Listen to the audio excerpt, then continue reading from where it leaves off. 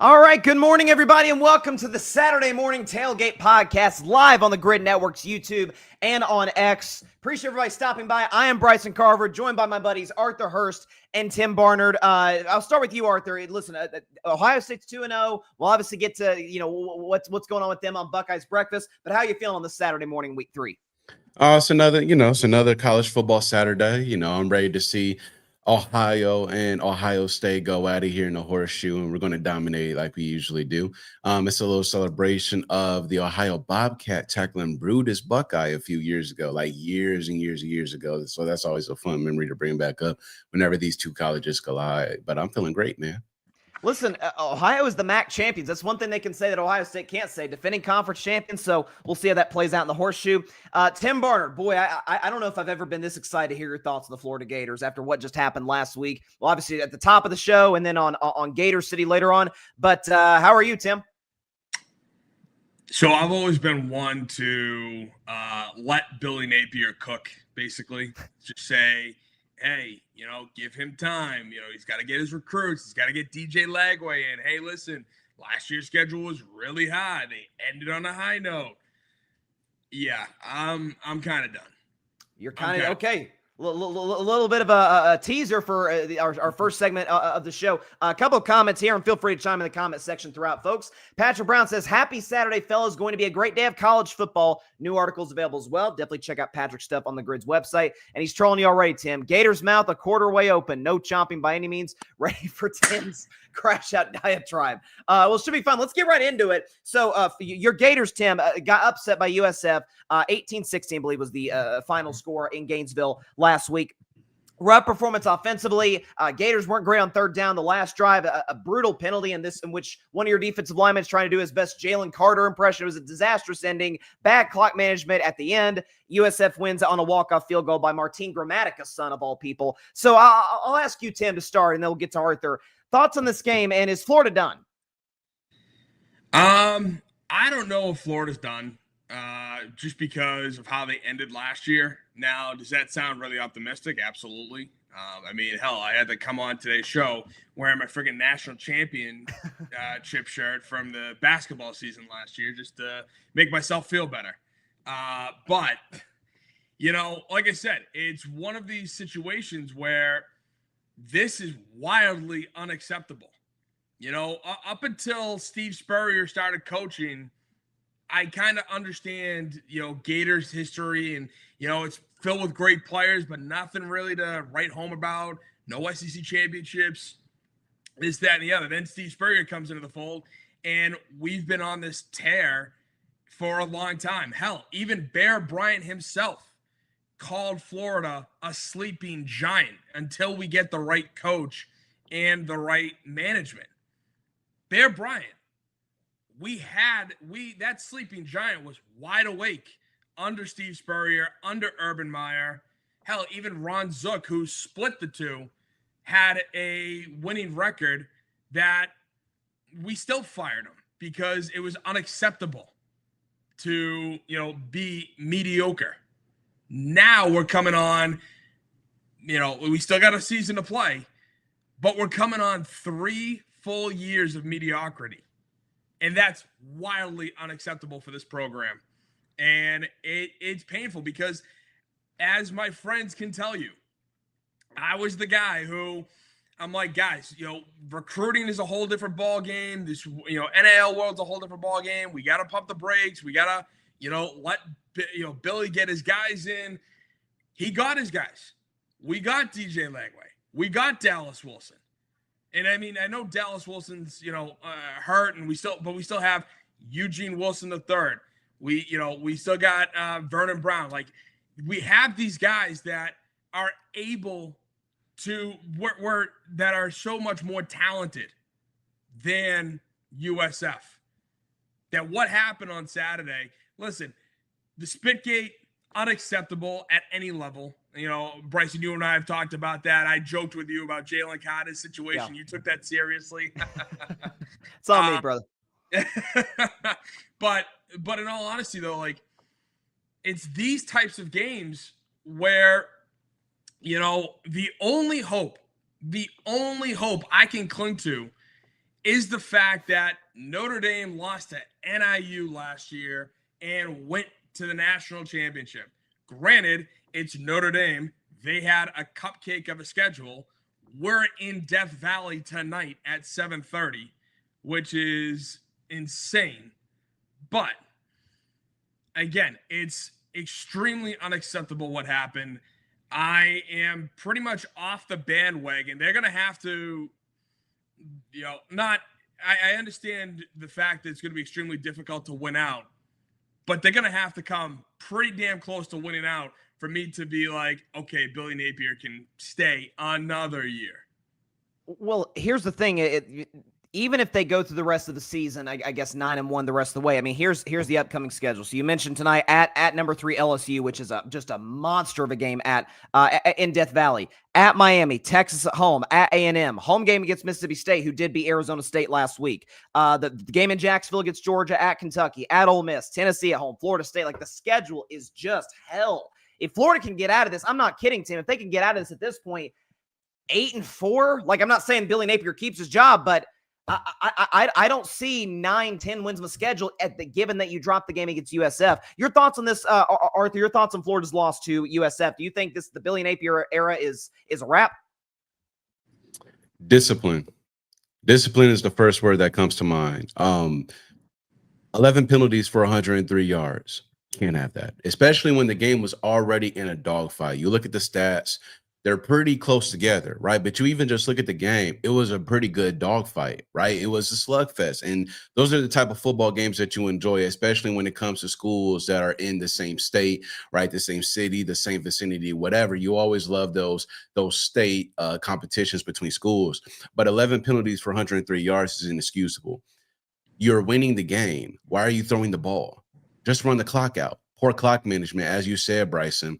And then I get it, right? I'm not a big Florida guy, so I haven't watched the Gators a whole lot over the last few years. But just looking at Billy Napier's record while he's been at Florida, 20-20, coming off of that loss, you're talking about mediocrity. That is mediocrity right there, especially with the history that the Florida Gators have had ever since that I was young. Again, the most notable one for me is Coach Urban Meyer, who came over to the Ohio State Buckeyes and helped deliver us the national championship and bowl games. And it was just a great time, right? And right now, with Florida Gator fans like Tim, they're looking at Coach Billy Napier and saying, listen, guy, we're coming off a dominant season.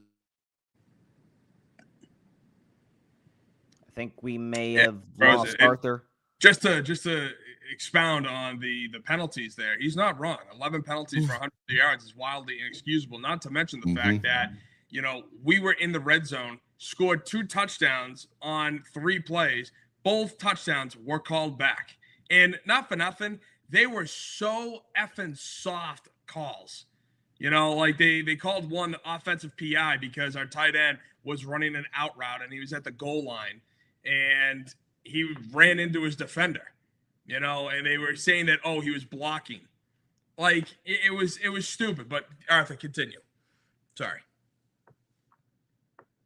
I think Arthur might still be frozen, unfortunately. I was about to say, I think Tim's crash out is completely. Crash out's too strong, Tim. That's on me. But Tim Durant, I think, might have taken the Wi-Fi out. Arthur, you with us? Yeah. We got to get my Wi-Fi switched over. Got to get a better Wi-Fi down here. But man, it's all about discipline. It's all about discipline. It's all about coaching, right? And again, as I was saying before, Coach Billy Napier, Tim hit it on the head. You got your guys in, you have your team, you've been there for the past, 3 years now. So now this is the 4th year. You're going into week 3, Death Valley against LSU. They came out hot the last 2 weeks, even though, it's going to be a struggle tonight, right? But you've got to bounce back. Somehow, some way, you've got to bounce back and be able to come out and give Florida Gators fans something to hope for, because again, another year of it's not looking good on your schedule, right? And you just hope that this team and this coach is able to lock in and just get the little things done, and not have a showcase where they had last week. But again, this is the SEC, right? And it's going to be tough. It's always been tough ever since we were young and even before. But this is going to be a test. You're going to have a real test tonight, and to see if you should be taken seriously, not just by your friends, but just by college football in general. No question about it. And I think, again, going back to Tim, to your point, obviously, like, he's got his guys in there now. It's not like he took over a bad situation. You're giving him time. I mean, listen, not to compare rivals here, but in all seriousness, Josh Heupel took over a train wreck in Tennessee by year 2, the number 1 team in the country at the end. Like it's in the NIL and transfer portal era, you do have a lot less time to kind of establish your mark in the sense that you can rebuild your roster pretty quickly. But again, to the clock management, Arthur, you sort of hit on this. The missed field goal by USF, there's about 3 minutes left in the game. Why Florida is, I know DJ Lag was an excellent talent. Why Florida is continually insist on throwing the football over and over, just giving USF time. And even worse, in my opinion, once USF is in field goal range, let them score. It looks like when they kept running the quarterback draw, let them score. Your only chance to win this game is if you get the ball back with under a minute left. Maybe you got a timeout, maybe you don't. At least you got a shot, as opposed to now they're just going to bleed the clock out and kick a chip shot to walk it off. That was as damning a loss on Billy Napier's resume as we've seen to this point. And obviously, Tim, you'll touch on that more on Gator City, including their matchup against LSU. I did want to shift, though, to a big game last week. Oklahoma taking out Michigan. That was kind of our big game of the week. I'll be honest, we do tend to follow, where College Game Day goes and whatever the biggest game is that week. But listen, a very impressive performance by Oklahoma. John Mateer, who's along with Joey Aguilar, probably the 2 best transfer quarterbacks in college football. Big time game against Michigan. I'll start with you on this, Arthur, since you are a Big Ten expert. Thoughts on this game? Do you think this was more an indictment on Michigan, or more of a, hey, maybe Oklahoma, we knew they were good, maybe they're ready to take that next step as a true contender in the SEC? Oklahoma is looking very good. John Mateer, again, had a heck of a game. Ran for 2 touchdowns and passed for another. But this is also about the youth of Bryce Underwood, Michigan's quarterback, right? I mean, he did for week 1. Right. Of course, they did what they were supposed to do week 1. He looked composed. He looked great. He looked patient. And I thought he was going to be able to bring that into this game. Right. But I also said in our last episode, this is going to be his first real test. You are a freshman coming in. Right. You were the thing in high school. You played great week 1. But we saw what Oklahoma did week 1 in that defense. And you're going to be coming into a hostile territory. Right.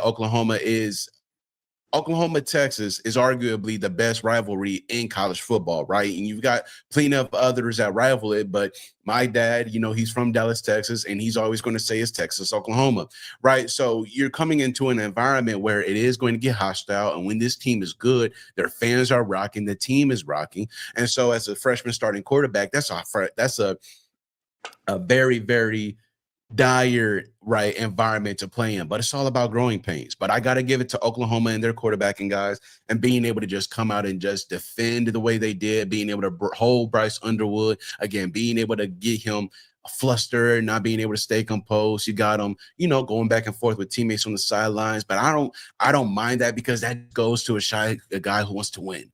Right. And you can just see he has this fire in him that I just love. And when it comes to the end of the season, again, when they got to play these guys right here, we got to bring that same energy, because it's like, man, when he gets going, he gets going. But it's also, again, speaks to the youth. When he's flustered, when he's not feeling like himself, when he's just frustrated, that's what happens. Right. And so, again, it just speaks to his youth, but it also just speaks to the fact that Oklahoma brought the pressure, and being able to put the pressure on him early, being able to get him not have him composed, being able to get him thrown off his game. And again, John Mateer being able to go off and lead Oklahoma in this win. Nice way to start the season at 2-0 for the Sooners.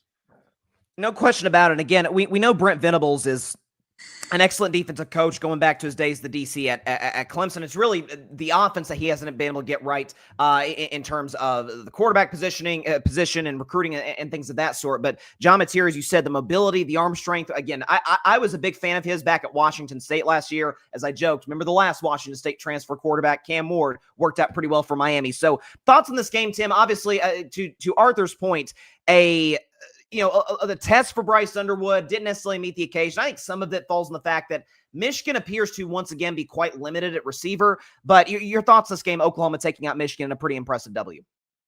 Yeah, I think last week I had Michigan in this game, so I was a little bit surprised at this, just because OU hasn't been really the same program for quite some time, and the fact that they came out, they showed up, balled out.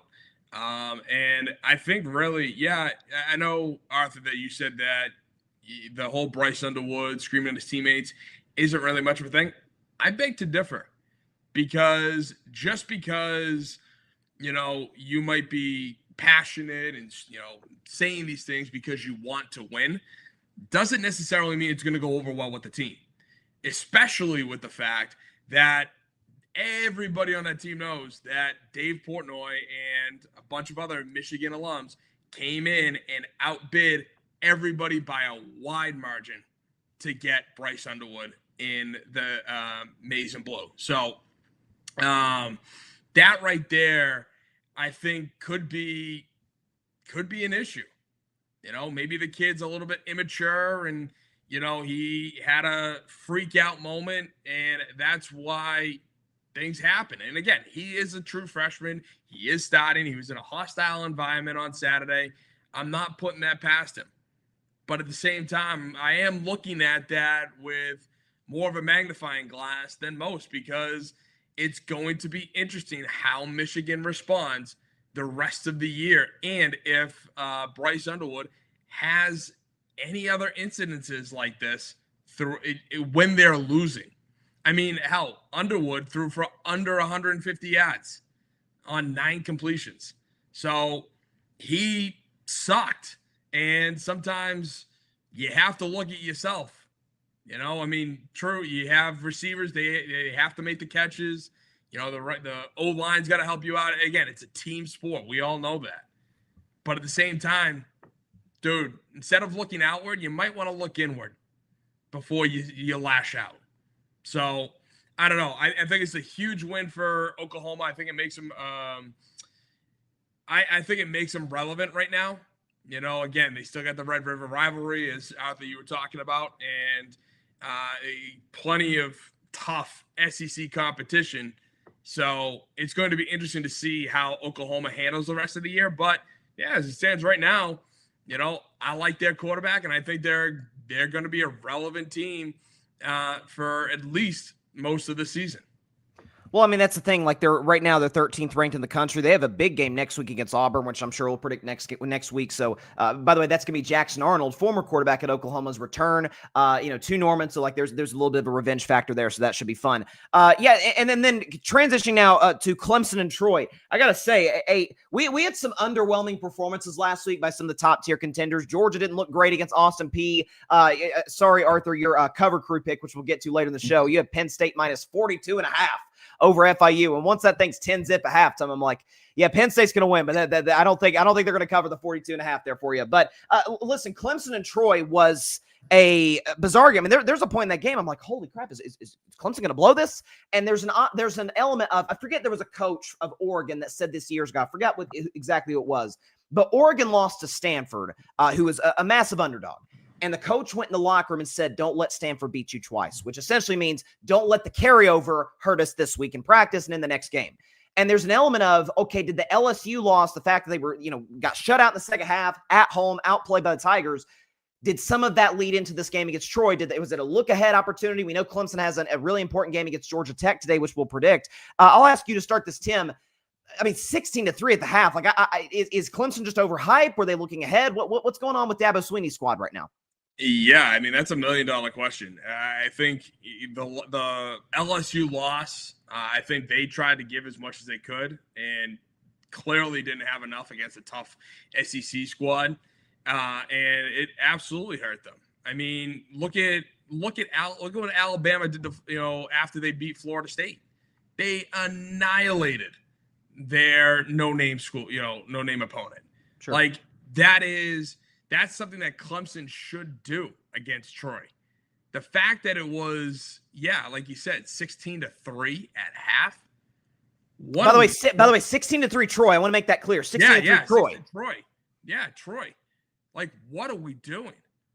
And of course, when you look at it, Clemson won the penalties. They only had 3.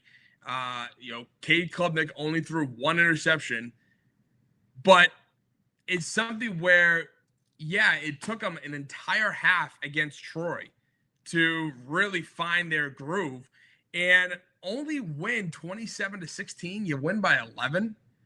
you're in the second Death Valley. And as I stated on the show last week, the ACC is done. That conference is over, and because they only produce one, especially now, one, maybe two good schools. And yes, currently Florida State and Miami are, ranked. We'll see how that goes. But I'm looking at Clemson just being like, they're a joke right now. Dabo Swinney has all his issues with the NIL, and he used to be a big-time recruiter, but ever since then, he refuses to go out in the transfer portal and do all these things. And Cade Klubnik, a little bit overhyped by a lot of people, thinking that he was going to be a top 5 draft pick and, that he's in the run for a Heisman. It's like, dude, if you can't annihilate Troy and, throw the ball all over them, what are we doing? So, I don't know. I'm looking at Clemson. They've really got to get their act together. Otherwise, they really should debate about moving on from Dabo. Wow. Well, I mean, listen, and that's been a legit knock, and I've been one of the leaders in that group. Like, man, it's 2025, man. You got to use the transfer portal. I'm sorry. Like, just straight recruiting is not going to get you to the top. Listen, I thought Clemson was a clear playoff team this year. I picked them to win the ACC, but in large part for the reasons you mentioned, Tim. ACC is not very good. I mean, SMU just lost to Baylor at home. You have a situation where we'll see what happens with Miami against Texas A&M tonight. That's a big game for them. Florida State has kind of shocked everybody with how productive they've been. Outside of that, the conference is a disaster. I mean, it's from the bottom up to the mediocre teams, which makes up most of the conference. It's not anything to write home about. Your thoughts on this, Arthur? Do you agree with Tim that maybe if this season goes awry, they might want to at least consider going in a different direction than Dabo Swinney? Possibly, especially if he lets his pride and how he's been doing things to stay at the forefront. I mean, you saw what Nick Saban did. Nick Saban said, "You know what? Screw it. I'm gonna just leave. I'm not even gonna put up with it or even try. I'm gonna just leave." Dabo Swinney's not going to do that. He's still a pretty young coach. Nick Saban was in his early years, and Nick Saban's the GOAT, right? So Nick Saban can say, "You know what? Screw this. I'm gone. I'm bouncing." But I believe that if this year continues to go on and Dabo just continues to stay stubborn and hard-headed, yes, you might want to go in a different direction because, again, we talked about Coach Billy Napier of the Florida Gators, mediocrity and everything. And we talked last week how Clemson football is not Clemson football of the old. Right. There's no more Deshaun Watsons. There's no more even Todd Boys. There's no more Sammy Watkins. Right. There's no more of There's no more of these great guys who can just come in and just be dominant forces on the field. Clemson hasn't had that for a while. And to come out first off, go into this game and be going to have 16-3 is ridiculous. Right. I looked at it and I was like, damn, okay. I said Clemson aura is not there, but I didn't think it was this bad, right? I thought that at least if not anything, you're going to be beating them by a few points, but you guys are losing by 13 at home. But kudos to this team to be able to bounce back. It is their third, I think, largest comeback ever at Death Valley. And Dabo Swinney said it. There's a reason why there's only 3 because usually you lose these type of games. But Troy, you can't have, 2 second-half interceptions and a fake field goal, right? You can't have that. But I also got to give kudos to Clemson because they were without some starters, right? Their wide receiver, Antonio Williams. They were without their safety, Khalil Barnes, and their left tackle, Tristan Lay. So they had some injuries that might have, plagued them and hurt them only early on. That would have definitely given them some great boosts in production and benefit in that game against Troy, but the fact that they were able to stay as a team, the fact that they were able to stay composed, and Cade Klubnik and that group came out and balled out in the second half, and that defense really led the way in being able to make sure that Troy's quarterback, who was looking godly in the first half, ended up finishing with 223 yards, yes, but 1 touchdown, 3 interceptions. Again, Coos Crowder, he did his thing in the first half, but in that second half, Clemson came out and looked like Clemson football. So we're going to see what the rest of the season looks like with Clemson and Coach Dabo Swinney, but he's got to get his head up out of his what and really just get with the times and accept that this is a reality that we're living in. And the thing with Clemson too, I mean, let's not forget that last year And this isn't to take any credit away from South Carolina, because I think very high of that program right now. I love their quarterback, but let's not forget that they lose a home game at South Carolina. Home against South Carolina. If Miami doesn't absolutely choke their brains out against the likes of Syracuse, Clemson misses out in the play. They certainly miss out in the ACC championship game, and they have no chance to get in the playoff. And again, they were completely outplayed by Texas in that playoff game in Austin. So yeah, the times do certainly appear to be passing Dabo Swinney. And to your point, Arthur, yeah, like Nick Saban's like, okay, I could do this. Saban, I've always said to his credit, has always adjusted to the times of college football. He came in as a defense run first guy. He saw the sport was transitioning more towards a quarterback centric, sport. So he's like, okay, I'm going to go with Jalen Hurts and Tua and Mac Jones and Bryce Young. And he didn't want to have to adjust again. Respect that. Dabo Swinney appears to be saying, hey, I'm just going to go with what got me here, which, as we know, doesn't always work. I'll be honest with the audience right now. This quick segment we're going to do right now is all Tim's doing. This is something he suggested earlier in the week, and I wanted to kind of give y'all a look into what we're doing here. So Haley Sawyer, she's a college football reporter for the Southern California News Group. Obviously, they cover the USC Trojans, and she recently made news by she's an AP Top 25 voter. And she made news because she put your Gators, Tim, 2 spots ahead of where they were last week. 2 spots ahead of where they were last week at 16-14. The team they lost to, USF, ain't in the top 25. Nowhere to be found. And basically, her thing was, hey, I can't watch all the games, whatever the case may be. You can get into that, Tim. My quick take on that is this, and it's been a theme. I think it's going to be a theme of my personal podcast, Carving It Up, every Monday, Wednesday, Friday, 6 p.m. Eastern, 3 p.m. Pacific, is that you are not allowed to have an opinion on a game you didn't watch. That's it. That's simple. Again, watch all the games you want. Again, people got busy lives. You do not get an opinion on games you did not sit in front of your TV or attend. Thoughts on this, Tim? Because I know you wanted to get into it. Yeah, so there are a couple things. First of all, to your point, Bryson, you can't have an opinion on a box score. I mean, you saw that Florida, 14th in the nation or 13th in the nation, lost to an unranked, middle of the tier, school in USF. Yeah, I think you can have an opinion even if you didn't watch the game. You could be like, holy crap, I can't believe they lost. That's crazy. And then you adjust accordingly. Now, to what she had to say, which drove me up a wall, is the fact that she, and listen, I know college football for a very long time has always been region specific. Like, the AP voters have always had biases. The South is SEC, the Northeast is, Northeast, like out west, like whatever. We get it. But she comes on and is essentially bragging about this. She had a massive smile on that she was being interviewed about this. She thought it was great. She's getting her 15 minutes of fame, not to mention the fact that she believes in her heart, that she said on the interview, that her vote doesn't matter. And I'm sitting there going, how is it that she, and again, it's men and women who believe this, but she's the face of it right now. How is it that she, who doesn't care, who is like, oh yeah, Florida lost, oh no big deal, I'm gonna drop them 2 spots. USF, they're a no-name school anyway. I'm not gonna even put them in the top 25. They're not that good anyway. I'm sorry, but your vote matters. And this is what drives me nuts, is all 3 of us are massive college football guys. If we could sit on our couches all Saturday and have a quad box or, watch every single college football game, we would. But the problem is, of course we have our lives to live, but we would have it. Excuse me.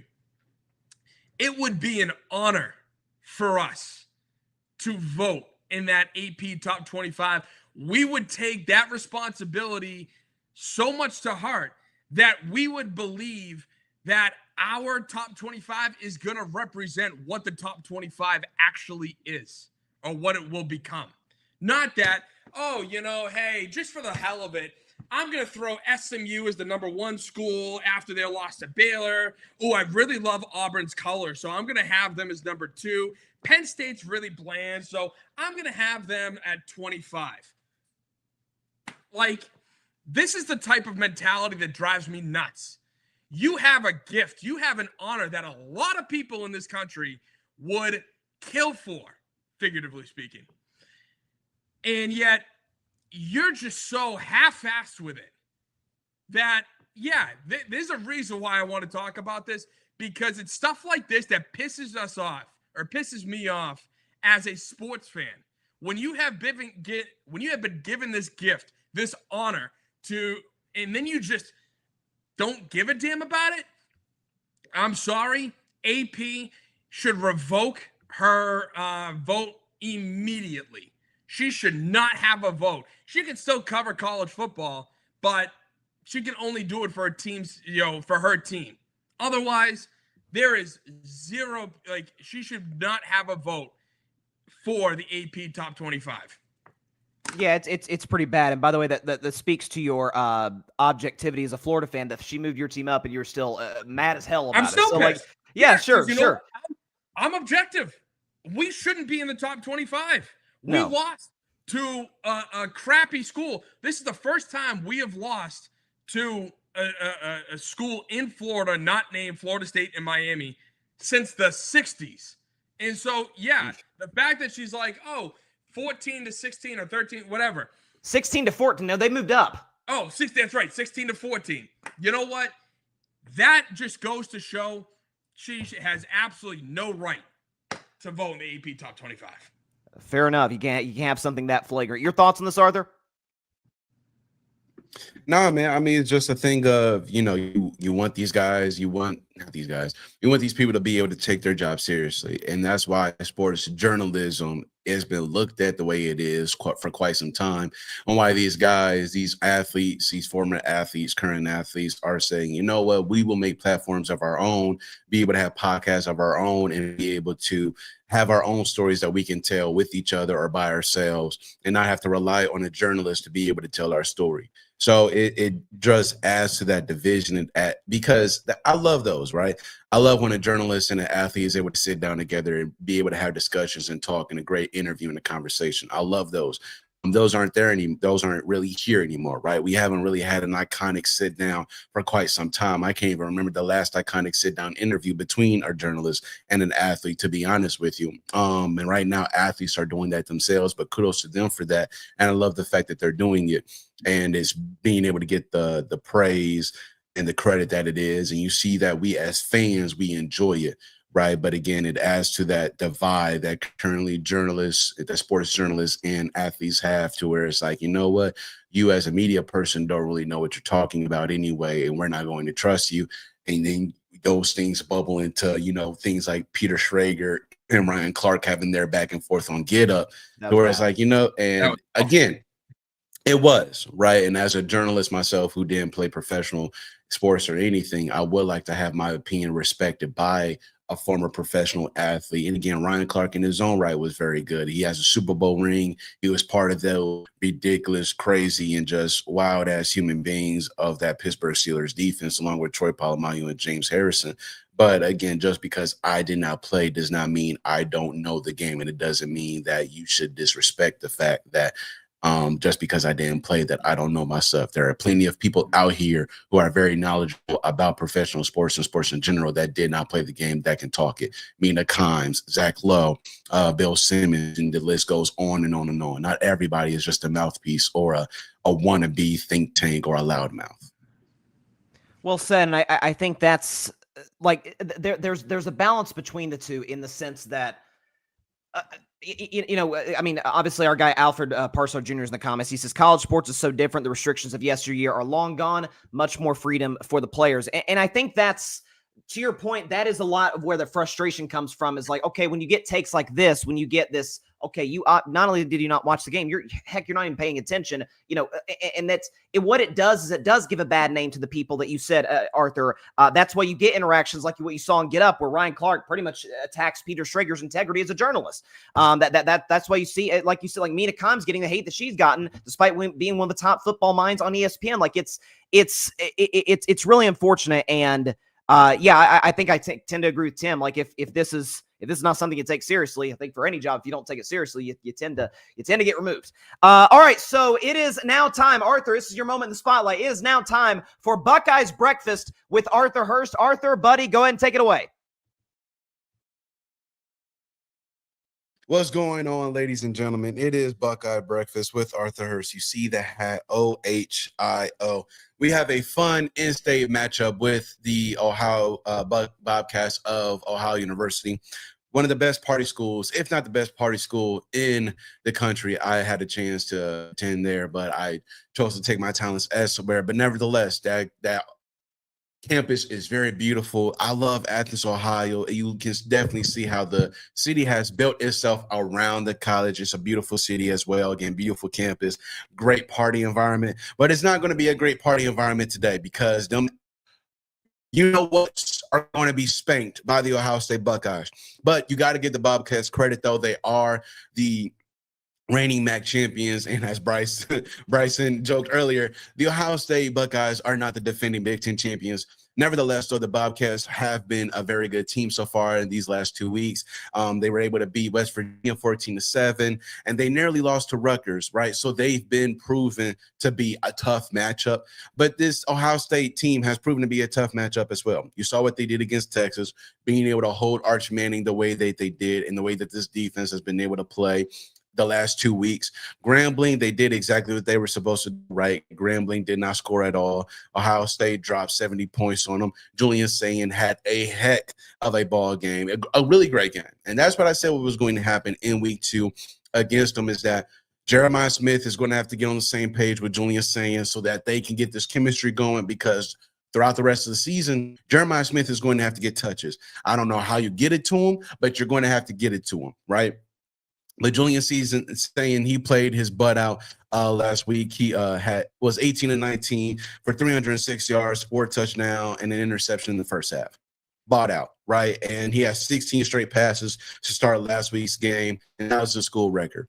But when you go to Ohio's Parker Navarro, who he's completed 69% of his passes, right now averaging 243 yards per game, and he's the leading rusher for the Bobcats with 180 yards. So it's going to be very, very interesting how he plays against this Ohio State defense. And that we talked about that 4-man rush that the Ohio State Buckeyes have right up front, led by Tyleik Williams. And then you talk about what they have in the secondary with Arvell Reese, with Caleb Downs, right? Sonny Styles and those guys. It's going to be very interesting how they're going to be able to hold him to the pocket, how they're going to be able to hold below his averages.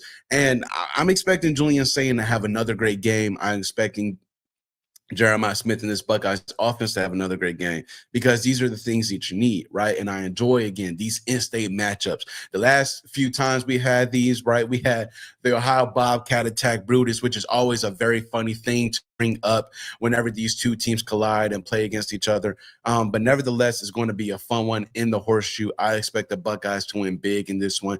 But still, it's not going to be a pushover, right? The Bobcats are not going to be somebody who they're just going to let themselves get dominated. Again, the first 2 games they've had of the season and close ones. The first one was a loss against Rutgers. The second one was a really close win against West Virginia. So they're not going to just come in here and let themselves be kicked in the butt like Grambling. They're going to try to play a Ohio State football type game, to where it's like, we're going to make you work for it on the offensive side, and we're going to make you work for it on the defensive side. But I believe the Ohio State Buckeyes, the real University of the state of Ohio, is going to come out and do what they need to do against the Ohio Bobcats in this week 3 matchup, in this very fun in-state matchup. But we're going to go to a break. We'll be back with the Saturday Morning Tailgate. But this was the Buckeyes Breakfast with your man, Arthur Hurst, OHIO.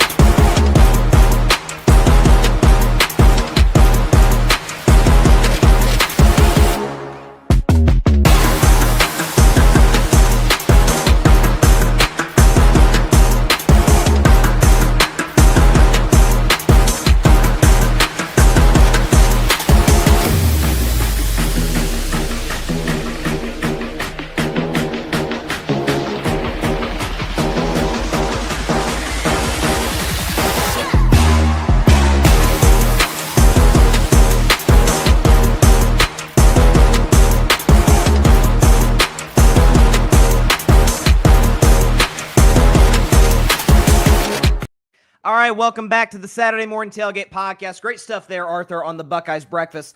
This is one of my favorite parts of the show because we're going to get to our top 25. Now, we're going to do it a little bit differently than we did it last week because last week we basically took our personal top 25s, compiled it into a list. I'll be honest, I put it into ChatGPT and let it average the whole thing out.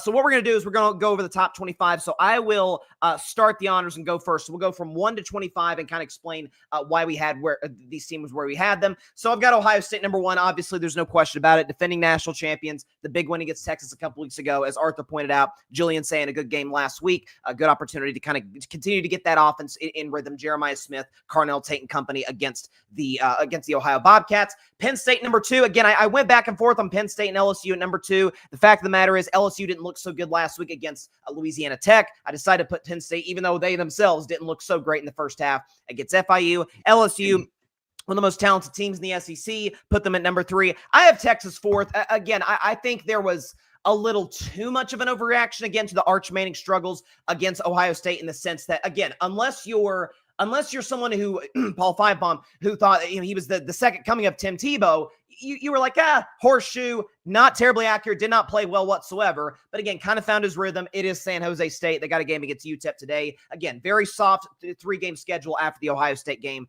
for Arch to kind of get his rhythm. Oregon's playing great football. I've got them at number 5. Georgia didn't look so good offensively at number 6. I believe they're 128th in the country in yards per attempt. So that's going to be interesting to see. They've had one play over 30 yards this season. So we'll see how Georgia responds against Tennessee. Miami at number 7. Again, dominant win last week. Good win to go against Notre Dame in week 1. Big game for them against USF. Notre Dame, I've got at number 8. This is their second opportunity to kind of make a statement. I said coming into the season, if you can split with Miami and with Texas A&M, Notre Dame's got a clear path to the college football playoff to go 11-1 down the stretch. Marcus Freeman's a great coach. We know this. I got South Carolina number 9. Again, Beamer's done a great job there. I am as big of a Lenore Sellers fan as there is. I freaking love the kid's upside, and I think they've done a good job replacing some of those starters on the defensive side of the ball that they lost in the draft. Illinois at number 10, I got to admit, I had them as a playoff team in large part because their schedule's kind of easy. The fact of the matter is, listen, Duke is not a pushover necessarily. I know they're an ACC school, but they're a 2.5-point favorite on the road, and they go into Duke and absolutely hammer the Blue Devils. So a good win there for Illinois. I've got them at number 10. In the next 10 here, I've got Oklahoma number 11. Considered putting them in over Illinois, but again, I think Illinois' body of work going back to last season would put them above Oklahoma. But a good win for the Sooners against Michigan. John Mateer, we talked about earlier, looked really good.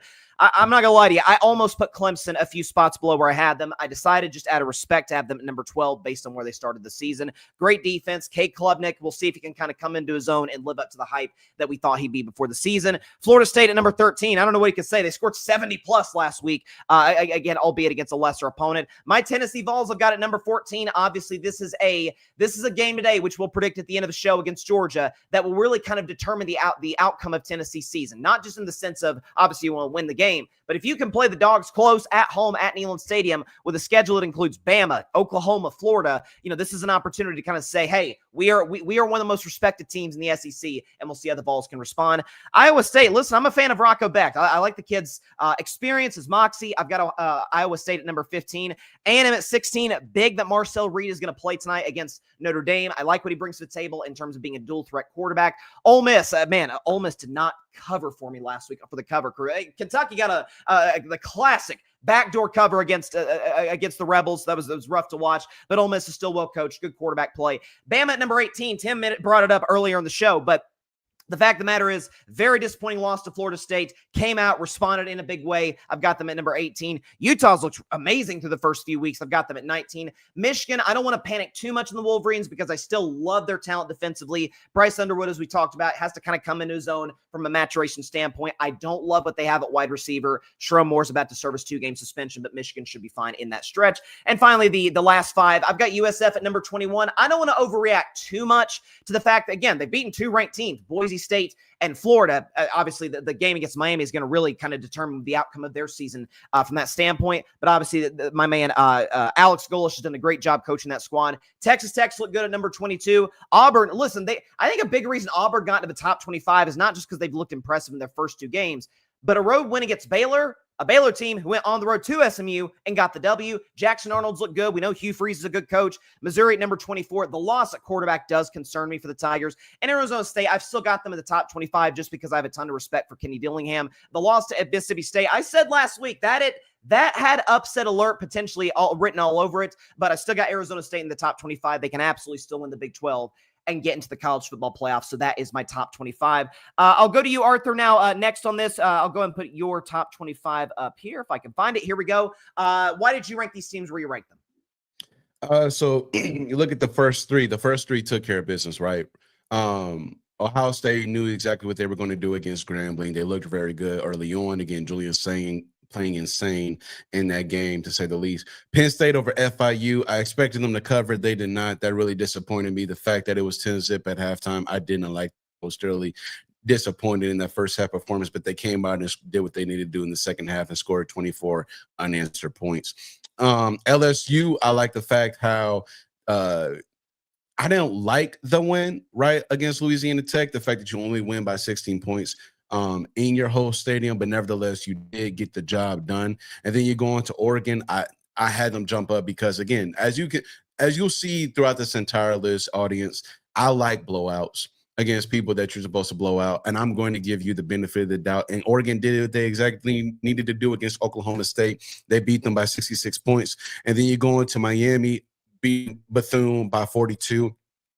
And then you go into Georgia. Again, you talked about it, Bryson. Georgia hasn't really looked the same. And I believe that's just because a whole lot of in and outs that they've had, right? You've got Carson Beck leaving. You got Ladd McConkey coming out of there. You've got Brock Bowers coming out of there. You got a whole lot of guys that were dominant as a Bulldog, either going to the NFL or transferring out like Carson Beck did going to Miami, and they just do not look the same. It's weird, right, from this team that just has looked so dominant the last few years. It was like, dang, okay, well, I mean, it still is Georgia football, and we're going to give them that respect, but it's just like, dang, I would have expected a little bit more from them, especially on both sides of the ball, but that offense has just been so dominant. Texas, I like the bounce back game that Arch Manning had, but it is San Jose State, so I'm not going to give him too much on that, but I expect him to be able to keep himself growing and maturing as the season goes on. Illinois took care of business against Duke. I like they did, beating them by 26 points on the road. It wasn't a pushover game, but then Illinois just showed why they were the better team in the end. Notre Dame, I'm going to keep them where they are at number 9. Didn't play last week, and again, they had that loss week 1. It was an upset, so I'm gonna keep them at number 9. Florida State, coming out and doing what they did against East Texas A&M, beating them by 74 points.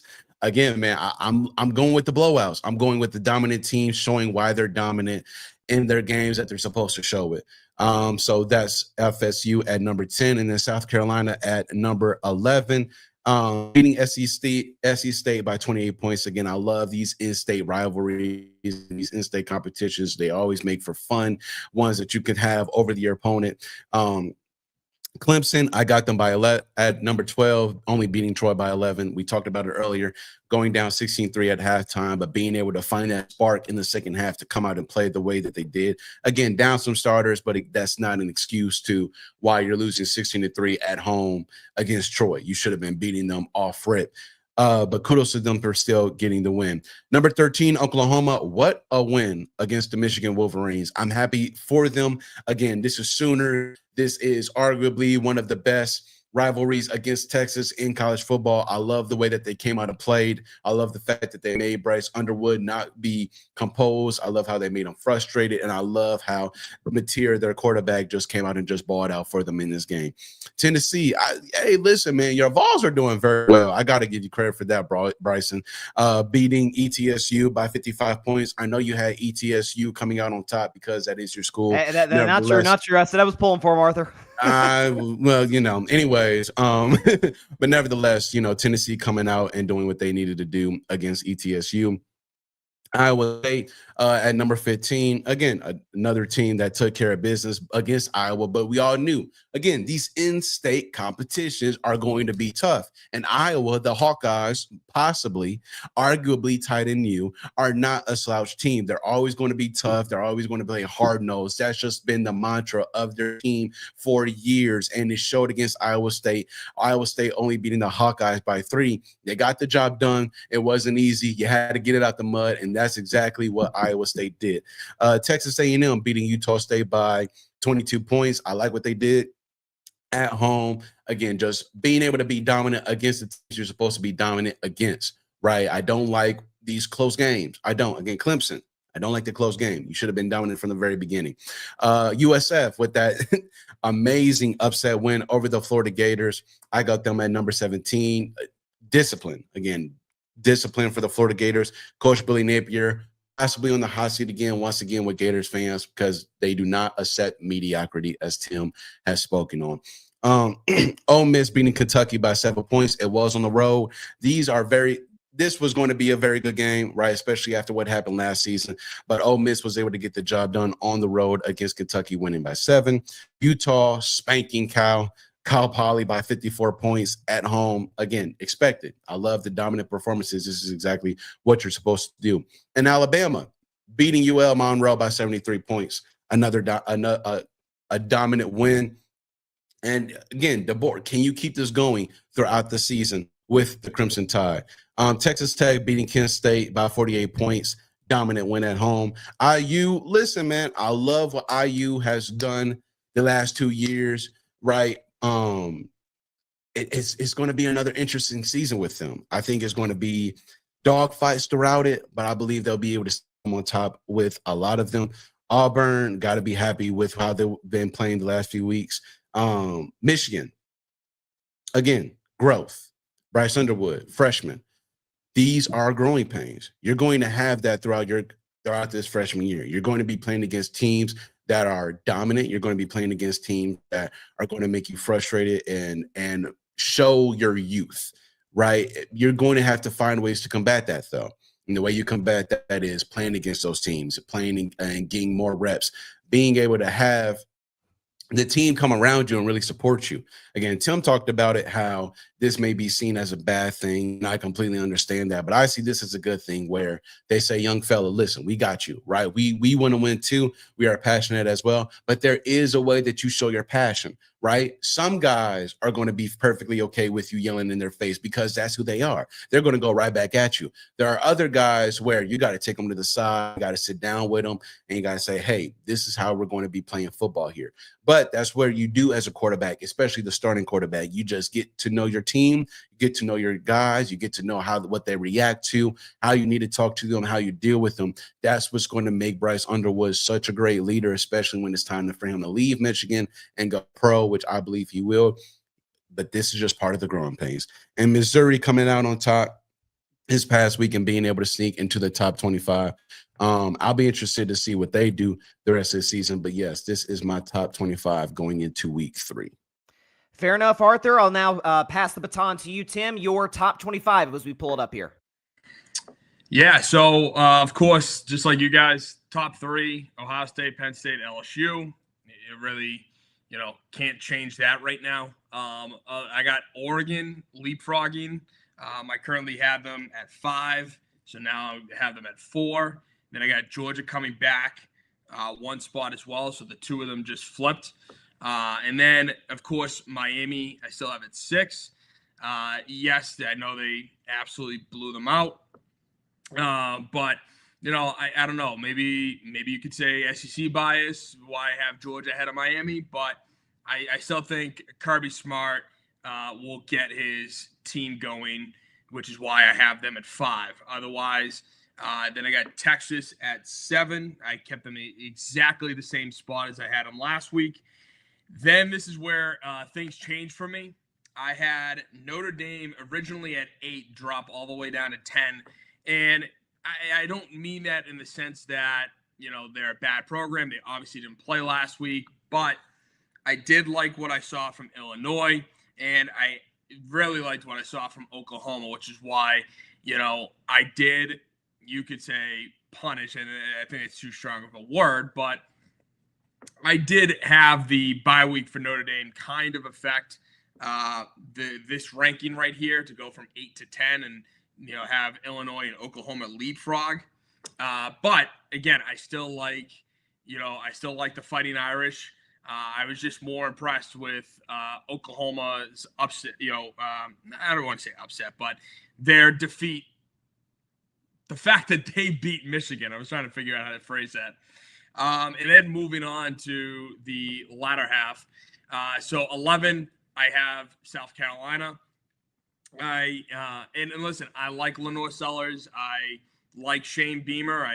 But again, I just want to err on the side of, okay, let's see how this goes, because Lenore Sellers has had an injury past, but I still think they're a very good team. Iowa State, I had them jump all the way up from 20 to 12, especially after their start, to the season. I really like, the Cyclones and kind of what they're putting together. Florida State, I had them go up a spot. Of course, winning 74 points is insane.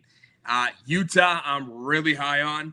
I think just that their, big time win against UCLA to start the year was really an eye opener, and then their just destruction of Cal Poly, last week.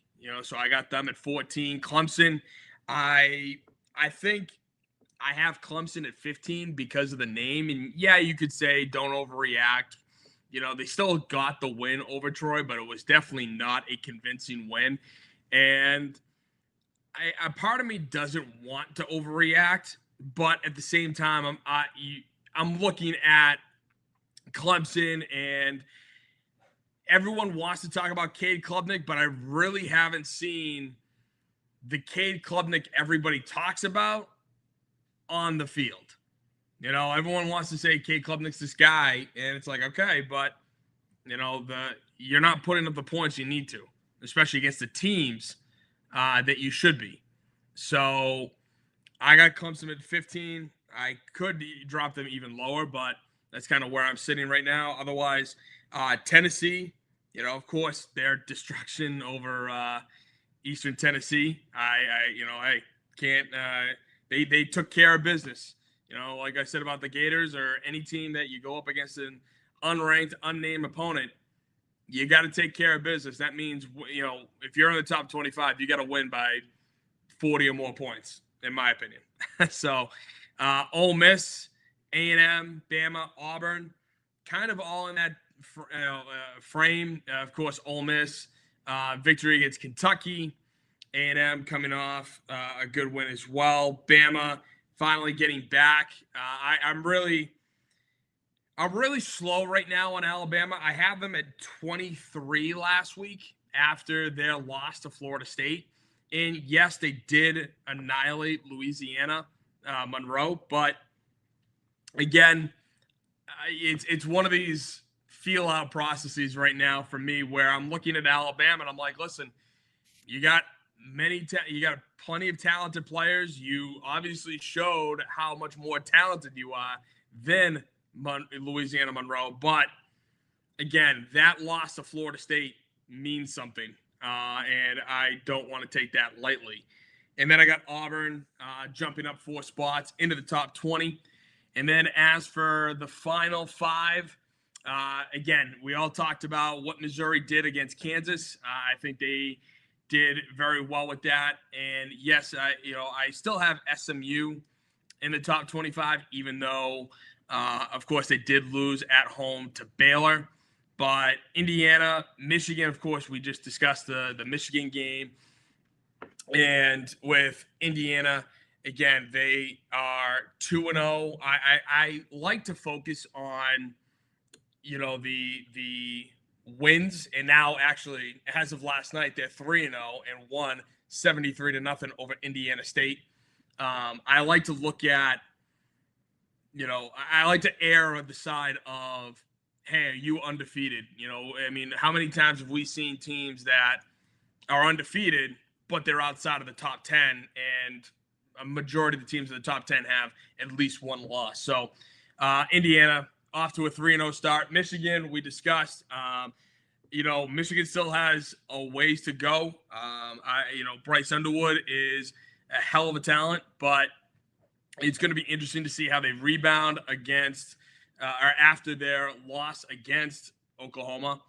And then USF. I mean, it pained me. It killed me. I hated doing it, but I couldn't. I had to if I wanted to be fair, which, again, as you guys know, I'm a very fair guy, and I had to put USF in there. So I think I did the bare minimum and put them at 25, but I'll accept that. You know what? I give you credit for being the bigger man in this situation. Say, you know what? Credit where it's due. 2 top 25 wins for USF, even if Boise State doesn't look that good, and even if Florida has their concerns, which again we'll get into on Gator City. But it is now time for one of my favorite segments on the show. It is called The Vol View with yours truly, Bryson Carver. So here's the thing for Tennessee. It's the game of the week in college football. Home game at Neyland Stadium, taking on the Georgia Bulldogs at home. And there's no question about it. This game is going to determine the course and the outcome of Tennessee's season. I said coming in, listen, I feel like this is a 9-3 football team. I think folks that acted like, oh, Tennessee's going to take this massive step back when one could argue coming into the season, they upgraded at quarterback. Now, no questions about it. I don't know if you saw last night, Nico Iamaleava, also known as I'm a-leaving, and the UCLA Bruins, 0-3 on the season. Meanwhile, Joey Aguilar's throwing it all over the yard in Knoxville and then the week prior in Atlanta. Here's the thing that I think is getting a little bit overblown in terms of the buildup for this game. Tennessee's got 2 corners out for this game, Ricky Gibson III and Jermon McCoy. Jermon McCoy was an outstanding shutdown corner last year. Ricky Gibson certainly has promise as well. Both are not going to play in this game. But as I talked about earlier in the show, Georgia is not exactly a team that's known for a downfield passing attack. They have had one single play of 30 yards or more. Could you say has something to do with, maybe they're not going to open up the playbook against some of these lesser opponents? They're going to save their best stuff for the Tennessees of the world, for some of their SEC opponents, their Alabamas, the Floridas moving forward. Maybe that is the case. I'm not a big believer in Gunnar Stockton. The fact of the matter is Georgia is 128th in the country in terms of passing yards per attempt. So that's a real concern, for the Bulldogs. I think the fact that they run the football effectively, and we know it's Kirby Smart. Kirby Smart has an argument to be the best coach in college football. He's a 2-time national champion, multi-time SEC champion. We know who he is and what he's about. But I think the fact of the matter is this is going to have to be a run-first attack for Georgia. Can they beat Tennessee, given the fact that Tennessee's strength of their defense is up front, is the ability to stop the run game? Again, that's a big concern for Georgia, and we'll see how they respond. For Tennessee offensively, look, like this is Josh Heupel. We talk about the fact an 8-game losing streak against Georgia. Josh Heupel is 0-4 in that stretch. The Vols, under this offensive mastermind that Heupel is, have yet to score over 17 points against Kirby Smart's defense. They've scored 20 points one time in this 8-game losing streak. The most recent win for Tennessee, I remember exactly where I was, October 1st, 2016, taking on Georgia in between the hedges. The Dobb nail boot, Joshua Dobbs to Juwan Jennings, the Hail Mary heard around the state of Tennessee. It was an all-time great play in the history of volunteer football. Vols have not won since then. I think when it's all said and done, give me the Big Orange. I'm spoiling my pick already against Georgia. They'll get the job done. Downfield passing attack, kind of a death by 1,000 cuts type of situation. Let me tell you something right now. In Knoxville, Neyland Stadium, it is going to be raucous. They are going to quite literally be the 12th man for that Vols defense. So I love Tennessee in this spot. Yes, I'm spoiling my pick for the end of the show. I don't care. I like Tennessee in this matchup against the Georgia Bulldogs to break the streak, win a close game, kind of a defensive battle, which, again, you could argue favors Georgia. I think the fact that Georgia's offense is so dormant, is so stagnant, I think that favors, that goes in Tennessee's advantage. Joey Aguilar makes some plays as he has for the last couple of weeks, or the first couple of weeks of the season. He is, with John Mateer, along with John Mateer, one of the 2 best transfer quarterbacks in college football. Vols break the streak. Vols establish the fact that, hey, we haven't gone anywhere. We're a true contender in the SEC, and most importantly, we've upgraded at the quarterback position. I think that's been abundantly clear through the first month of the college football season. All right, that is it for this week's edition of the Vol View. We will go to break, but when we come back, the cover crew with the BTA Trio, we will give you our best bets for the week. And after that, Tim gives his takes on the Florida Gators and Gator City. Be back in just 1 minute on the Saturday Morning Tailgate. Don't go anywhere.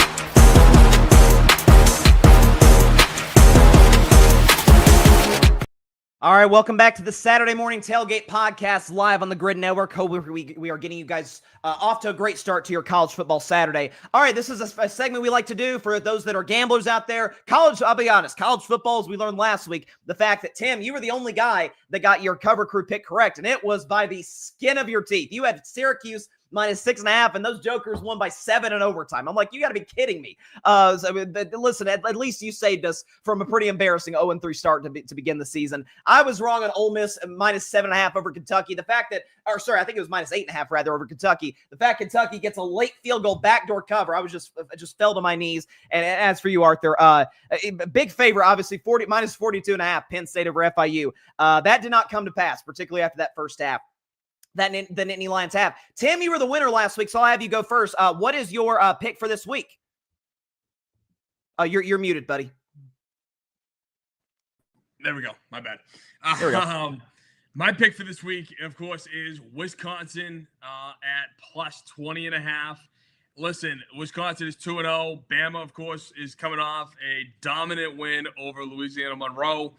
And again, it's not that I'm trying to take away from Alabama because, again, this is going to be in Bryant-Denny Stadium in Tuscaloosa. This is not going to be a cakewalk for Wisconsin. But after Bama's performance against Florida State, after, they did their job and how they took care of Louisiana Monroe, but I kind of, these point totals are a little high. And I still think Bama's going to win this game, but I do not think that it's going to be by 3 touchdowns. So the fact that and trust me, I felt like I wanted to join Syracuse in running laps after the game, winning by 7 against frickin' UConn of all schools. But I like Wisconsin to not lose by 3 touchdowns or more. So give me Wisconsin +20.5.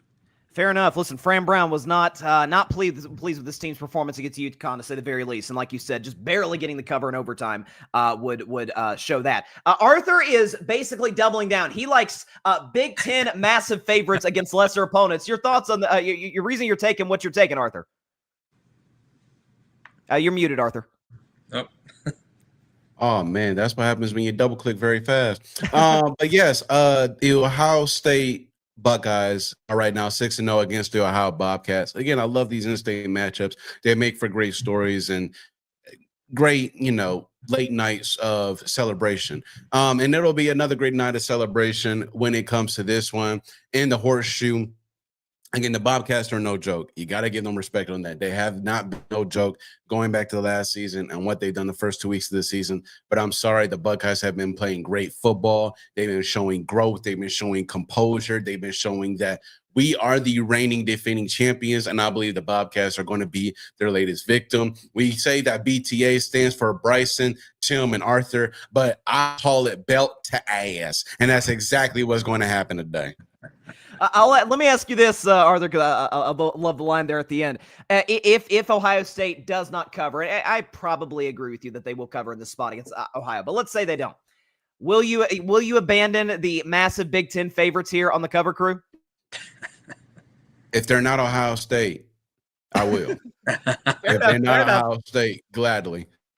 Listen, I've got a similar strategy in terms of rolling with an in-conference matchup in the SEC. Folks, I am nothing else if I'm not a true hater of the Vanderbilt Commodores, who, they're talking like they're contenders in the SEC. Diego Pavia is acting like he's some world beater. Listen, the world beater is on the other side in Columbia, South Carolina, with Lenore Sellers and the South Carolina Gamecocks. You're telling me I get South Carolina -2.5? That is free money, ladies and gentlemen.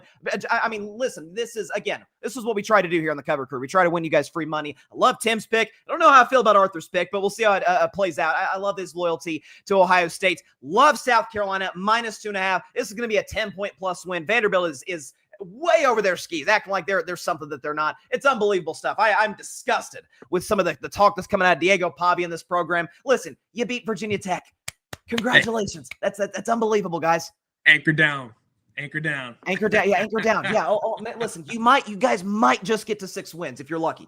So that's that. Vanderbilt, please. I cannot wait for Tennessee Vanderbilt at the end of the season after what Diego Pavia said about my Vols. But we gotta wait. We gotta wait till Saturday after Thanksgiving for that. All right, it is now time for our final special segment on the show. It is called Gator City with our friend Tim Barnard. Tim, go ahead and take it away, buddy. Nice white screen. Yeah, we'll fix it for you, Tim. There we go. Well, technical issue. Listen, I got to start off with a classic mantra for the Florida Gators. In all kinds of weather, we all stick together. Unless you're the athletic director, because he sucks. But no, in all honesty, though, yeah, I mean, we have to stick together. And trust me, I have been the biggest Billy Napier. I am just letting it play itself out. I want him to go get his guys. He's got a tough schedule. You can't, necessarily hold that against him. Then, he gets his guys. Everything's, looking good. Of course, DJ has been dealing with injuries all off season. They have the blowout win against Long Island, which, again, they should have done. And I said it last week that, hey, this is not going to be as much of a cakewalk as you might think. And unfortunately for the Gators, they played down to it. They did exactly that. They played down to their competition. And not only did they play down to their competition, but then they throw in some stupid stuff like spitting. Again, it had been 2 effing days since Spitgate and Jalen Carter and all that nonsense, came out. And you thought in the heat of the moment, that was a great idea? Like, bro, I know you apologized, and I know that you were sobbing in the locker room after, but it's like it hadn't been a week since Jalen Carter Spitgate. And that's the decision that you made. And one of two things. One, you knew about it and said, screw it anyway. Or two, you literally are hiding under a rock from Thursday nights until Saturday. So, yes, the Gators were wildly undisciplined. Though I will say, had one of those touchdowns early in the game when it was a 3-3 ball game, had one of those touchdowns stood, which they both should have, to be honest with you.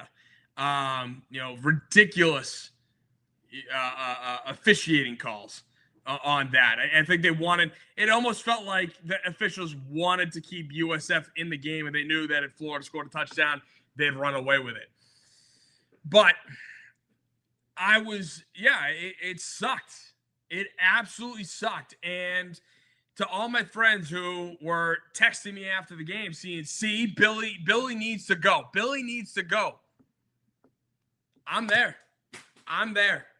It's, and I don't want to get rid of him now because it's week 2, but he's really got to pull a freaking magic rabbit out of his ass in order to, want me to keep him.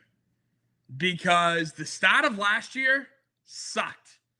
But at least you could say, hey, it was Miami. Hey, it was A&M. Yada, yada, yada.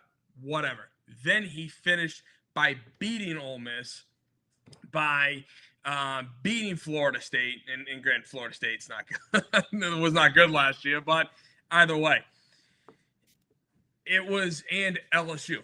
But it was one of those things where it's like, okay, now see, guys, like, as for me, it's like, see, guys, here is what we can do with DJ Lagway. This is what Billy and DJ are going to look like next season. And then you lose to USF, a team that I don't think we've ever lost to. And we sure as hell haven't lost to a team in the state of Florida since the early 60s, which just so happens to be Stetson. So, again, Florida needs to figure out what this season is going to look like. Because we're going into the real Death Valley tonight. And it's one thing to go into Death Valley. It's a totally different thing to go into Death Valley for a night game. And it's 7:30 tonight. It's going to be, it's going to be a rough one. Our injury report doesn't look so good. And they really have to win, I think, for us Florida fans not to jump all over Billy. And that's the thing that's going to be the tough part is, can Billy and this Gators team turn it around almost instantly? I know I pointed out earlier in this show that Notre Dame lost to Northern Illinois last year in week 2 and then ran away with it and made a college football championship appearance. The thing about that is, again, Notre Dame has a much, much, much softer schedule than Florida does. And that's what worries me. That's what worries me. When we're telling Billy to throw the ball, he runs the ball. When we're telling Billy to run the ball, he throws the ball. I don't know what's going through this man's head. He came in here on the notion of scared money don't make money. Yeah, well, you sure as hell been playing with scared money for 3.5 years now, Billy. And shame on Scott Strickland for giving a guy out of Louisiana Lafayette, the Raging Cajuns, a 7-year deal. Because if we were to pay him out now, he would get a payout of $22.8 million, and 50% of it would have to be due in the next 30 days from when he gets fired. So just for all the kids out there, if you really want to make good money, go be a college coach or an NFL head coach and then suck, get fired, get your payout, and you're good for life, honestly. But in all seriousness, though, it's a situation that Scott Strickland has brought mediocrity to the school. And yes, he can walk around and say that, all the other sports are winning. I'm wearing a basketball national championship shirt, and basketball is a massive part of this school and a massive part of the Gator lore. I mean, when Urban was here, it was basketball and football. But he's brought mediocrity, and he's okay with mediocrity in football, and that's Scott Strickland. And the fact that the school re-upped his contract is crazy to me. And I don't know. I mean, yeah, you want to say that, again, the AD hires the coach, but do they really should get all of this credit for one national title in a school that, is a slightly bigger football school than it is a basketball school? I mean, don't get me wrong. Us Gators, we love our basketball. We love the fact that we took home the Natty this year. And I don't want to downplay what our basketball team did. I really don't, and I'm not trying to. But this football team really needs to figure itself out fast. And if it doesn't, then once again, the Gators are going to be in for another extremely long football season in the Swamp. All right, so that's it for Gator City. My name's Tim, and listen, stick around because we're going to finish strong with our picks. Stay tuned because we'll be right back with our massive college game day picks.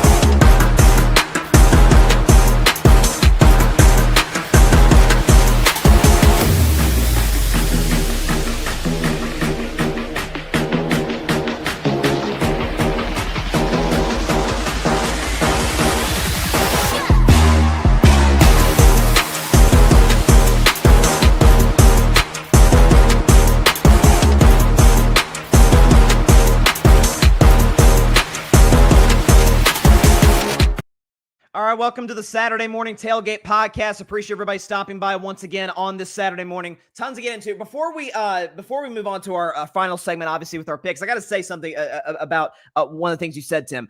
I think the fact you mentioned not even a week after Jalen Carter's Spitgate and the Florida player does what he does. This may sound unfair, but the fact that act basically got mimicked 2 days later, to me, is evidence that Carter should have been suspended at least a game, if not two. I'm just saying. Well, they didn't even come out, I think, with the final suspension until after Saturday's game, right? Right. I mean, and they said the eject, again, we're getting the pro football talk here, but they said that the ejection, because he technically didn't play a snap, counts as the suspension. My thing is, I think an ejection and suspension should be two separate entities. Whatever the case may be, the NFL made their decision. We'll see what happens with the Eagles moving forward. But we're on college, college football picks now. So let's go and get right into it. Let's start with a big game. We kind of talked about this team a lot today. The Clemson Tigers going on to take on the Georgia Tech Yellow Jackets. I got to say that this is this feels like a little bit of a trap scenario for Clemson. They're only a 2.5-point favorite on the road. Georgia Tech's look good through their first couple of games. So what do you got here, Arthur? Out of respect for Clemson, I'm going to have to take Clemson. Being able to come out in the second half last week against Troy and be able to ball the way that they did offensively and defensively, I have to give them that respect. However, if they go down 2 weeks in a row going to halftime against an opponent, now, as you said, Georgia Tech has been balling, so I'll give them that. But if it was a few years ago, right, and I told you on Saturday, September 13th, 2025 at 11:24 that the Clemson Tigers would be 2.5 favorites against Georgia Tech of all teams, you would look at me crazy and tell me to get my whatever out of your face, because there's no way in hell the Clemson Tigers have fallen off that bad in just a few years span, especially with the stacked rosters that they've had. But yes, I'm going to have to go with Clemson. Your pick, Tim? Yeah, I'm going with Georgia Tech. Wow. I don't have the faith in Dabo anymore. And listen, they still very well could, win this game today. I just, I like what I see from Georgia Tech, and ultimately, just let's have some fun with it, man. I don't want to be boring. Give me Georgia Tech. Come on now. Let's not do chalk across the board. I agree with you, Tim. That's no fun. I've got Clemson. Listen, I love them minus the 2.5.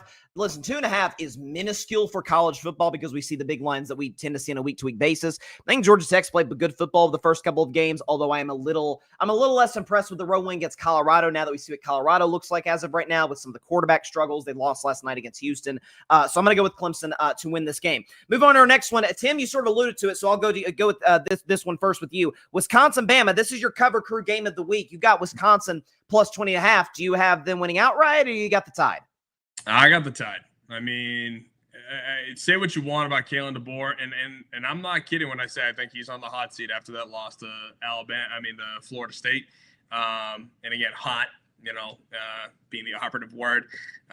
It's simmering now after their beatdown, but it's I mean, listen, I think this is going to be a tough game. I think Wisconsin is, it's a good Big Ten school.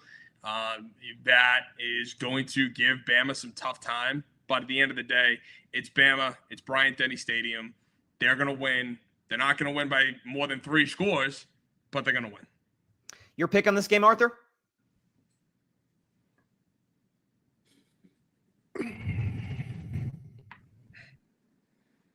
This is really hard for you, isn't it? I'm going to have to... He hates the Big Ten. No, not even. I'll go Bama to give them that respect. They are playing at home, but it's hard because it's just like, man, listen, I should have been like, yeah, it's Alabama by 70, easy. Wisconsin has no chance. I don't give a damn. It's Alabama, but we're at that point in time, man, where it's just like, yeah, maybe Alabama, maybe, I don't know. We'll see. It depends on if the players decide to show up. It depends on if Kalen DeBoer shows up. But I am confident in the Crimson Tide being able to get it done at home. As you said, Tim, it's not going to be about much, and it isn't going to be pretty. But I believe Crimson Tide will stand at home and be able to get it done. Here's the thing. This is a home and home series. They went on the road to Madison, Wisconsin, and took care of business in dominant fashion against against Wisconsin. I've got Alabama in this game as well. I do think they do end up covering this game barely. I think the fact that they're hard to beat at Bryant-Denny Stadium, as you mentioned, Tim. Again, the Big Ten SEC aspect of this is there, but Wisconsin's very much in that mediocre tier. I think they've got some injuries at quarterback, so that's going to be a problem for them going on the road to Bama. So I've got the Crimson Tide as well. You got Louisiana, the Ragin' Cajuns, going on the road to take on Missouri with some injuries at quarterback there as well. Tim, your pick for this game? Missouri. There's not much I can say about this. I mean, you got the Ragin' Cajuns versus Mizzou, and Mizzou's not the best SEC school, but come on, give me Mizzou. Fair enough. Pick on this game, Arthur? Mizzou, belt to ass, Mizzou. Agreed. I got Mizzou as well. All right, then now we move past that game. The quickest prediction in the history of the Saturday Morning Tailgate. Sorry about that, Raging Cajuns. Prove us wrong. Now, you know what? Shock us here. You got Pitt going on the road to West Virginia. Tim, your pick for this game? This is gonna be a fun one. I think it's gonna be a tough one. You know what? I'm gonna err on the side of the home team. Give me West Virginia. Okay. Fair enough. What about you, Arthur? I'm gonna go with West Virginia as well. I mean, losing a game that you did. No, they yeah. No, hang on a second. Yeah, no, they lost to Ohio. My thoughts were all over the place. But losing the way that they did down by 7 against the Ohio Bobcats, I believe that you do need this game to come back out and just remind yourself as a squad who you are as a team. And what better way to do that against another really good football team. And it is going to be a dogfight, but I got the whole team as well in West Virginia. Fair enough. I've got Pitt winning this game on the road. Listen, I think they've got a solid coaching staff, good roster. I like the ACC aspect of it. I'm going to go with Pitt. Next one matchup, listen, you got Memphis going on the road to the team that almost shocked America in Troy. Who do you got in this game, Tim? Usually I would take Memphis in this situation, but I feel like what I saw with Troy going into the fake Death Valley, give me Troy. Give me Troy. Okay. Listen, they obviously had a big-time defensive first half, kind of stalled out offensively in the second half, but yeah, no question about it. Your thought on this game, Arthur? To be honest, man, I want to go with Troy as well. Look, yes, you lost. Okay, cool. But you had what was one of the dominant teams of the last decade in college football down 13 at halftime. And if you don't have a poor second half, you probably win that game. So I'm going to go with Troy. I believe the confidence is there. I believe that, again, don't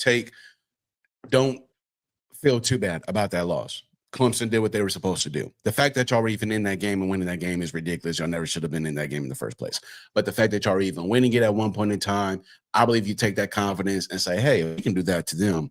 Who can we do that to for the rest of the season? So I believe this is another test within yourself mentally and emotionally, and just being able to look at yourself in the mirror and say, hey, listen, if we can compete with somebody who has been dominant for the better half of the last 10 years, imagine what we can do with teams for the rest of the season. So I'm going to have to take Troy just off a straight what they did last week. I think Troy is going to be 0-2 against teams called the Tigers in the last few weeks. I've got Memphis winning this game. They were my last team, actually, before the season to get into the college football playoff. I liked how they finished last year. I like what I'm seeing from them in the first couple of games this year. So give me the Memphis Tigers, sticking with an in-state team here. Going now with Minnesota and Cal. So this is kind of one of those Big Ten games where you see team from the East Coast come all the way out to Berkeley. So again, a little bit of a challenge there for Minnesota. How do you see this game playing out here, Tim? Who do you got? Well, first of all, you want to call Minnesota the East Coast? Middle of the country. Fair enough. Fair enough. You know what I'm saying. Fair enough. I'm a big PJ Fleck guy. I love what he's done at Minnesota. And when he actually got hired by Minnesota, it was right around the time we were, getting rid of McElwain. I wanted PJ Fleck to coach Florida. But regardless, he's been doing a great job at Minnesota. And that's why I'm going to go with the Golden Gophers. Fair enough. What about you, Arthur? Cal doesn't have Aaron Rodgers and Marshawn Lynch, so I'm going with Minnesota. That's true. Boy, if they did, oh my gosh. Listen, they almost beat USC back in the day with that duo, no question. I've also got Minnesota in this game. I'm with you, Tim. I think PJ Fleck is one of the more underrated coaches in college football, is a big time culture-changing guy. So, yeah, definitely give me the Golden Gophers. SEC matchup, you got Arkansas and Ole Miss. Listen, Ole Miss had a few hiccups in the first half last week against Kentucky before they kind of pulled away at times in the second half. Who do you got in this one, Tim? So I'm going to stick with Ole Miss. I mean, listen, it's going to be a tough one. There's no it's going to be much tougher than what they were facing against Kentucky, and Kentucky sucks. Let's first and foremost put it that way. They suck, but they gave Ole Miss a tough time, and Ole Miss doesn't have Jackson Dart anymore, and it really showed last week, because had they had Dart, it would have been a no-brainer. Otherwise, I think it's going to be a tight one all the way up until the end. I think Ole Miss is going to run away with it in the last couple of minutes. So give me Ole Miss. Arthur? I'm going to have to go with Ole Miss as well.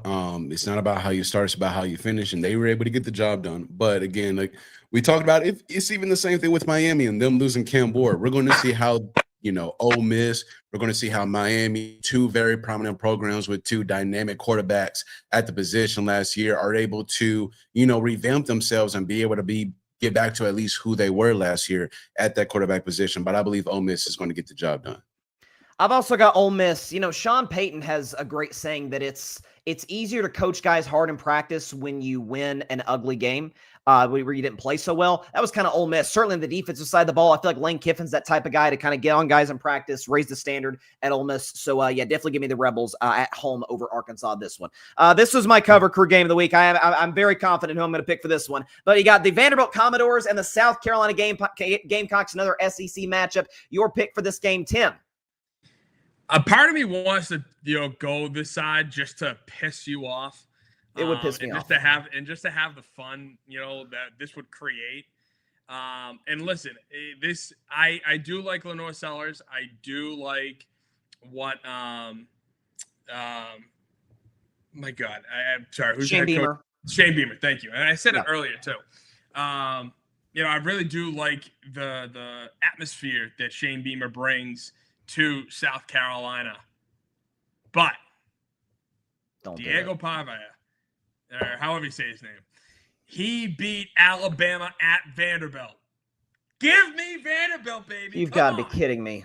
He's going with the upset, ladies and gentlemen. He's going with I'm trying to get the graphic up here. The Vanderbilt Commodores. I cannot believe he's actually doing this right now. Arthur, can you bring some sanity to this table? Yes, I will. I'm also picking the damn Vanderbilt Commodores. You got to be kidding me. What is happening right now? Man, I had these available in advance. So Vanderbilt. Apparently you guys vehemently disagree with my my -2.5. You got the Commodores and the points and the money line. What is happening? Guys, you are costing folks money out there. What is happening? We're making money. We're making money. Unbelievable. I've obviously got South Carolina. I've got South Carolina by 10 points. I think the fact that you've got a situation where Lenore Sellers is at home in Columbia, where he's comfortable. The trash talking that's going on at Vanderbilt is, what are y'all Bama or something? Y'all Georgia? Y'all Texas? One of the top powers in the SEC? Give me the Gamecocks all the way, man. They're a college football playoff team. I said it before the season. All right, Tim, I know you're going to love this one. Two teams you have a lot of love and admiration for, USF and Miami. In-state in Florida. Listen, I got to say, is this like the biggest game in the history of the CW network, who happens to be doing this? Ranked matchup, USF and Miami. Who do you got in this matchup? I've never been one of those guys who cheers for the team that beat me just because it makes my loss look better. I hate that mindset. I think it's a loser's mindset. And because of that, I hate doing this, but I'm gonna have to go with the U. I'm gonna have to go with Miami. I think that USF's luck is gonna run out, and I think Miami at home. And yeah, the C frickin' W is broadcasting this game is wild. That is crazy stuff. Crazy stuff for sure. Your pick for this game, Arthur? I'm gonna have to go with Miami. I believe USF is going to be riding a little bit of a high, especially taking down DJ Lagway in the Florida Gators. But wow, cannot speak. The Florida Gators aren't the Miami Hurricanes, right? And I believe the Miami Hurricanes will get it done at home. I've also got Miami in this spot. Listen, I think that their defensive line is going to create some really big problems for USF and their running game. So definitely give me the Hurricanes in this matchup. Tim, what do you got here? This is kind of the moment of truth for the show. This is going to kind of see, are you sticking to the fire Billy Napier, or is it, hey, we can turn this thing around on a dime? Your Florida Gators going to Death Valley to take on the LSU Tigers. Your pick, Tim. I don't know how I can ever pick against my Gators. So no. Give me Florida. I mean, you know what? Listen, and this doesn't mean that, things are going to turn around real quick. We very well could lose, and I will gladly take the L on this. But I got to go with Florida. It's just, it would kill me if I didn't. You know, you committed the cardinal sin of picking a game in which you're not confident in your team. Because the thing is, if you pick the opponent, it's a win-win. Like, it's to varying degrees, right? Like, well, at least I was right about the game, but... Yeah, but like that I would rather take the L, picking Fair my enough. team than Fair enough. Picking the opponent. I get that. What about you, Arthur? Sorry, my guy, but I'm gonna have to go with LSU. I just think Nussmeier's been playing great football so far, and I don't trust Billy Napier. I don't. Like I said, I haven't watched a whole lot of Florida Gators football. Tim, you are the expert, but just looking at the games that I have watched and just looking at how those seasons have been, I just don't trust them. I don't disagree. Listen, I think there's no question about it. I've got LSU in this matchup as well. To your point, Nussmeier's played well. I think going back to what I said earlier, and Brian Kelly is the prime candidate for this. When you don't play well the week before, they only scored 23 against Louisiana Tech. Brian Kelly is going to be on those guys, especially, by the way, the fact that they did lose to Florida last year in the Swamp. It's a night game at Death Valley. That place is going to be a madhouse, and I just don't trust that Florida can rebound quickly enough to a situation where USF, so to speak, beats them twice, where the carryover hurts them against LSU. So give me the Tigers in this matchup. Really the second biggest game of the weekend. You got Texas A&M going on the road to play Notre Dame. This is a game last year played in College Station. The Irish won that game. Your pick for this game, Tim. I know you're very much a pro Notre Dame guy. We are indeed, baby. Give me the Fighting Irish. Let's go. They got the bye week. They got the 2 weeks to prepare for Texas A&M. Give me Notre Dame. Fair enough. What about you, Arthur? We're going to see how that bye week plays out, and especially it was so early, right? It was definitely early. But you do have film on Texas A&M. They only have one game on you, right? And that's going to play to Marcus Freeman's team's advantage. So I'm going to have to go with Notre Dame, getting it done at home. I don't believe Texas A&M is going to be able to pull the revenge game. Listen, I've also got Notre Dame as well. I liked what I saw from C.J. Carr in the second half of that game against Miami. I thought he showed a lot of poise in that spot, being able to rally the team, get it to within a 3-point game there at the end. I think the fact, like you said, or like I've said before, is Notre Dame came into the season knowing split the A&M and Miami games, and it is downhill sledding from there. We're in the college football playoff at 11-1 as we take care of business. So I've got the Fighting Irish winning this one. We're agreeing too much on these picks, guys. I'm not loving this. Although Tim did pick Florida, but out of loyalty. All right, the game of the week. Let's be honest. It's the one that all college football fans are excited about. And Tim, I know you have nothing but love, admiration, respect, and just love in your heart for the Georgia Bulldogs and for the Tennessee Volunteers. So this has to be an easy pick, though. Like, you're going with the home team, right? I mean, what? I have to decide between the lesser of two evils. Like that's what this game is to me, boys. So, listen, with what you guys, with what has been shown with Georgia and Tennessee, for that matter. You know what? Yeah, give me that damn old Rocky Top. Let's effing go. Tim goes with the Vols, ladies and gentlemen. Listen, I'm proud of you for making this pick. I'm not gonna lie, I really did think you were gonna go with Georgia. I really did. That's all big of you, Tim. Is anchor down.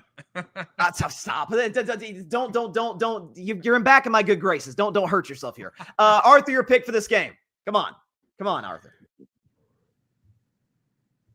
I would say Sick 'em Boys, but I have to go with good old Rocky Top. Wow, here we go. Tennessee across the board. Because I've also got Tennessee. We've got a clean sweep. We think it's going to be a situation where the streak ends in Knoxville. I'm feeling good about this today. Now one could argue if you see those graphics on TV where there's a big game and everybody picks one team and it becomes a meme on the internet when the losing team or the team that picked to lose wins. So maybe I shouldn't feel the best about this, but I'm feeling good. Go Big Orange, baby. 3-0. We'll be in the top 10 this week. And Joey Aguilar, my friend, you are the truth. That is it for this week's edition of the Saturday Morning Tailgate. Be sure to check us out next week, same time, 10 a.m. Eastern, 7 a.m. Pacific time, live on the Grid Network. Appreciate everybody stopping by. Enjoy a great Saturday of college football. Go Vols, take out Georgia, and let's have a great Saturday of watching football. We'll see you guys next week, everybody. Stay safe. God bless y'all. Peace out.